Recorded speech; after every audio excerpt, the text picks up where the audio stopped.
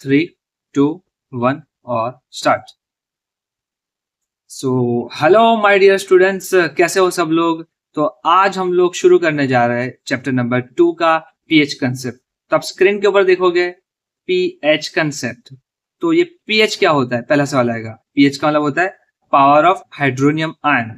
दूसरा क्वेश्चन आएगा कि सर हाइड्रोजन आयन पता है, बट ये हाइड्रोनियम क्या होता है। तो हाइड्रोनियम का मतलब क्या होता है कि जब कभी भी कोई भी मुझे एक्वियस सॉल्यूशन बनाना है। एक्वियस सॉल्यूशन का मतलब अगेन क्या आएगा, मुझे HCl का सॉल्यूशन बनाना है। जैसे HCl पानी के अंदर ऐड करूंगा उसका पाउडर, या फिर HNO3 का पाउडर ऐड करूंगा। सो कहने का मतलब क्या है कि यदि मेरे पास पानी है, पानी के अंदर कुछ मैं ऐड करता हूं, उसके बेसिस के ऊपर जो भी सॉल्यूशन बनेगा उसको बोला जाएगा एक्वियस सॉल्यूशन। यहां पर बात क्या है, यहां पर जब कभी भी हम लोग एसिड का एक्वियस सॉल्यूशन बना रहे हैं, एसिड का एक्वियस सॉल्यूशन बना रहे हैं, तब क्या होता है उसके अंदर जो कैट आयन है और जिसके अंदर एन आयन होते हैं वो क्या होते हैं, ब्रेक हो जाते हैं। और यदि जो मेरे पास हाइड्रोजन है वो किसके पास जाएगा, पानी के पास जाएगा, और जो बनेगा उसको बोला जाएगा H3O+। एग्जाम्पल है, देखिए जरा। फॉर एन एग्जाम्पल मेरे पास HCl है। HCl जब मैं पानी के अंदर ऐड करूंगा तो H2O क्या करेगा, HCl में रहने वाले जो उसके अंदर आयन होंगे, एक आयन होगा आपका H+ और दूसरा आयन आएगा आपका Cl-। वो दोनों के बीच में क्या करेगा, जो बॉन्डिंग था, आयोनिक बॉन्डिंग था, उसको क्या कर देगा, ब्रेक कर देगा। अभी आयोनिक बॉन्डिंग ब्रेक हो जाता है तो क्या होगा, ये जो H+ बना वो H+ कहाँ चला जाएगा, H+ चला जाएगा आपका H3O के पास चला जाएगा। कहाँ चला जाएगा, आपके H3O के पास चला, H2O के पास चला जाएगा, आई एम सॉरी, H2O के पास चला जाएगा। और जो बन जाएगा वो क्या होगा, H3O+। क्या बन जाएगा, H3O+।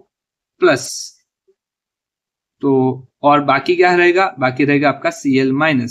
तो फाइनल क्या मिलेगा मुझे, मुझे मिलेगा सर H3O+ प्लस Cl-। क्या मिलेगा, H3O+। क्या मिलेगा, H3O+ और क्या मिलेगा, Cl-। H3O+ क्या आता है, कैसे आता है, उसका थियरी चैप्टर नंबर 4 के अंदर मैं आपको जब कोवेलेंट बॉन्ड आएगा तब जाकर सिखाऊंगा। ठीक है, यहाँ तक।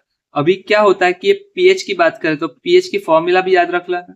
पीएच की फॉर्मूला होती है -log H+ या फिर -log H3O+।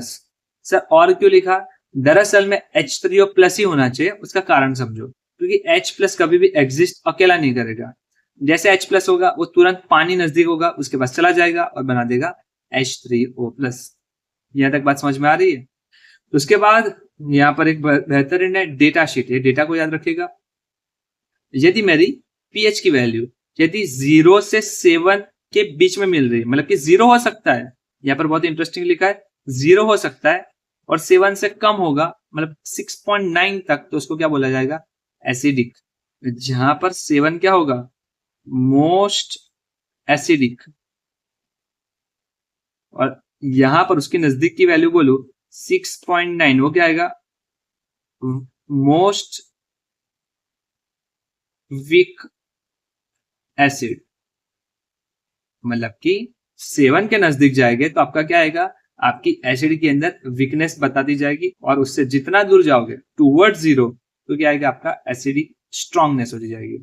मतलब कि पीएच के जरिए हम लोग जान पाएंगे कि एसिड तो है ही, पर उसके साथ साथ क्या है कि वो स्ट्रांग है या फिर वीक है, उसके जरिए हमको पता चलेगा। अगेन कैसे पता चलेगा, तो मैंने एक ऑलरेडी वीडियो बनाकर रखा था पीएच इंडिकेटर, वहां पर जाकर आप देखिएगा, जहां पर मैंने सब चीजों का अच्छे से एक्सप्लेनेशन किया है। अगेन एक्सपेरिमेंट भी है। ओके, पीएच की वैल्यू क्या आएगी, यदि 7 आएगी तो उसको क्या बोलेंगे, न्यूट्रल। और पीएच की वैल्यू 7 से ज्यादा मतलब कि 7.1 से लगाकर आप 14 के बीच में आएगी तो उसको क्या बोलेंगे, बेस। 14 क्या होगा, मोस्ट बेसिक, एंड 7 क्या आएगा, वीक बेस। यहां तक बात समझ में आ रही है मैं क्या कहना चाहता हूं। पीएच पेपर आता है जिसके अंदर कलर कोड होता है, जिसके जरिए हम लोग जजमेंटेड लगा पाएंगे कि कहाँ कलर कोड वेरी करता है, 2 के 3 के बीच में, 3 4 के बीच में, 5 6 के बीच में।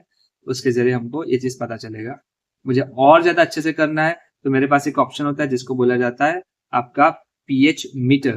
पीएच मीटर आपको डिजिटल फॉर्म में आंसर दे देगा कि आपका सॉल्यूशन में डिप करो। ऐसे जो मेरे पास पेन है वैसे पीएच मीटर जैसा आता है, जैसे डिप करोगे आप तुरंत डिजिटली पता चल जाएगा उसका पीएच कितना है।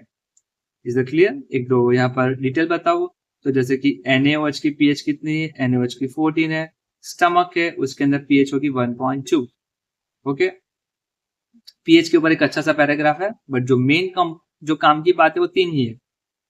ह्यूमन बॉडी है, ह्यूमन बॉडी पीएच 7 to 7.8 के बीच में अच्छे से काम कर पाएगी।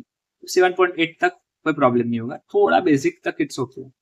एसिडिक कंडीशन में मुश्किल आ सकती है, को पता होगा कि strong acid and strong base दोनों डिफिकल्ट है।